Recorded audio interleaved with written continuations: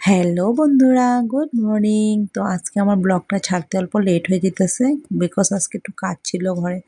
আর এদিকে ঘুম থেকে উঠি, আমি তো মর্নিং ওয়ার্কে যাই। সকালে ঘুম থেকে উঠে আগে আমি শিউলি ফুলগুলো তুললে তারপরে তো সুন্দর করে জায়গাটারে ঝাড়ু দিয়া সুন্দর করে আমি ক্লিন করে রেখা দিই, নাহলে পরের দিন আবার শিউলি ফুলগুলো লেত্রার মধ্যে পড়ে থাকে, তো তাই আর কি। তারপরে কিয়ানো আমার সাথে সাথে উঠা গেছিল গিয়া, আর কিয়ানে দেখো না খেলাখেলি করতেছে।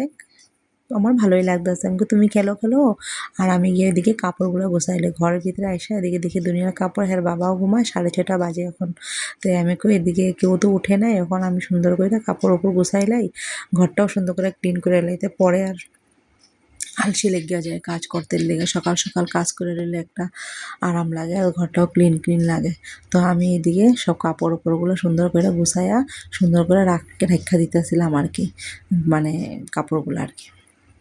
তো বন্ধুরা, আশা করি আমার ভিডিওগুলো তোমার ভালো লাগে, আর আমার কাম কাজগুলো কীরকম লাগে এটাও কিন্তু জানাইবা। হ্যাঁ, তো এদিকে দেখো কাপড় ওপর গুছাই আমি স্নান করতে গেছিলাম স্নান করে আয়সা ঠাকুর ঘরে ঢুকা একটা বেদানা ছিল, তো বেদানাটা সুন্দর করে ছুলতাছিলাম আর কি।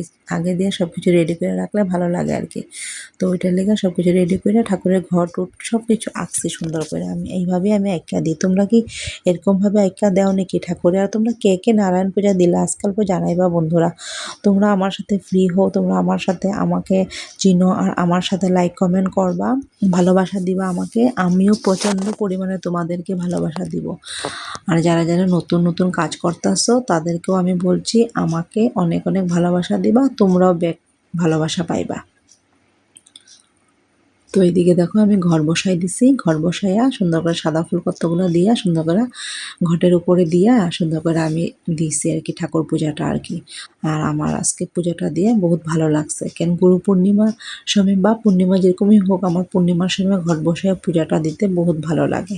আর এদিকে দেখো কিরকম হয়েছে পূজাটা দেওয়া, এরকমভাবে আমি সাজাই উজাই দিছি। আর আজকে ভালোই অল্প ফুল পাইছিলাম। তো এদিকে নবীরটা এইভাবে আমি সাজাই দিছি। আর এদিকে দেখো 2টা প্রদীপ আমি জ্বলাইছি। একটা প্রদীপ আমি ঘিয়ের প্রদীপ তো ওই দিনকে বললামই যে আমি দামোদর মাসে বা কার্তিক মাসে আমি ঘিয়ের প্রদীপ জ্বলাই। আর এইদিকে দেখো 2টা ঘিয়ের প্রদীপ জ্বলাই, ঘিয়ের প্রদীপ দিয়ে ঠাকুরের আরতি করতেছিলাম, আর একটা প্রদীপ জ্বালানো ছিল। তো আমি হলো এরকমভাবে দিই। তোমরা কীভাবে দাও পূজা আমাকে একটু জানাইবা, হ্যাঁ, কমেন্ট বক্সে, ভালো লাগে আর কি। আর আমি একটু লংভাবেই ভিডিওটা দেওয়ার চেষ্টা করি, যাতে দেখো আর কি। তোমরা লংভাবে দিলে ভালো লাগে, তোমরা দেখলে ভালো লাগবো। এখন তোমরা যদি ভালো লাগে তবেই দেখবা, তাই না? ভালো না লাগলে তো আর দেখবা না।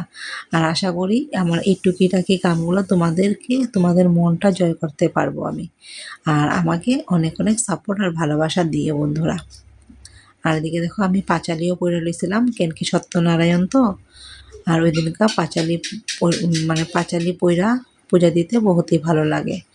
আর মাসি আয়া দেখো আজকে খিচুড়ি, বেগুন ভাজা, পটল ভাজা, আলু ভাজা করছে। তো বন্ধুরা, ভিডিও ভালো লাগলে লাইক কমেন্ট শেয়ার করবা। বাই বাই, টাটা, সুস্থ থাকবা, তোমরা ভালো থাকবা।